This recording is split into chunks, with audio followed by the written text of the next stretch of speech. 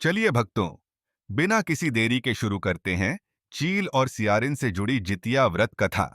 धार्मिक कथाओं के अनुसार एक विशाल पाकड़ के पेड़ पर एक चील रहती थी।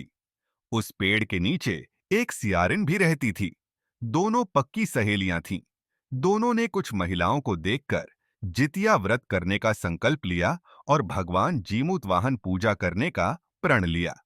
लेकिन जिस दिन दोनों को व्रत रखना था, उसी दिन शहर के एक बड़े व्यापारी का निधन हो गया और उसके दाह संस्कार में सियारिन को भूख लगने लगी थी।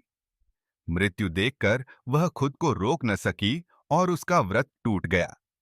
पर चील ने संयम रखा और भक्ति भाव व का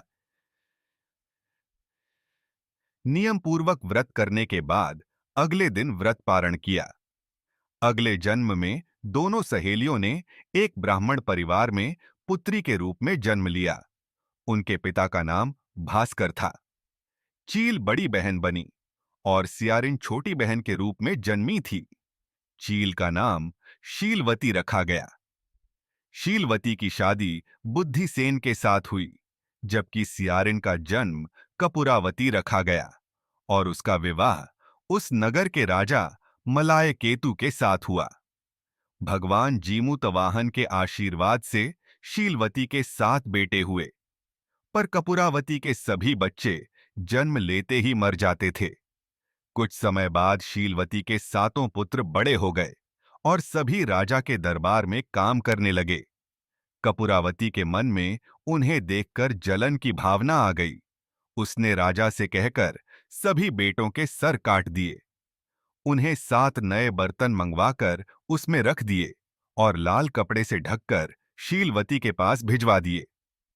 यह देखकर भगवान जीमूतवाहन ने मिट्टी से 7 भाइयों के सिर बनाए और सभी के सिरों को उसके धड़ से जोड़कर उन पर अमृत छिड़क दिया और उनमें जान आ गई। 7 युवक जिंदा होकर घर लौट आए। जो कटे सिर रानी ने भेजे थे, वह फल बन गए। दूसरी ओर रानी कपूरावती बुद्धिसेन के घर से सूचना पाने को व्याकुल थी। जब काफी देर तक सूचना नहीं आई, तो कपूरावती खुद बड़ी बहन के घर गई। वहां सबको जिंदा देखकर वह सन्न रह गई। जब उसे होश आया, तो उसने सारी बात अपनी बहन को बताई। कपूरावती को अपने किए पर पछतावा हुआ। भगवान जीमूतवाहन की कृपा से शीलवती को पिछले जन्म की बातें याद आ गईं।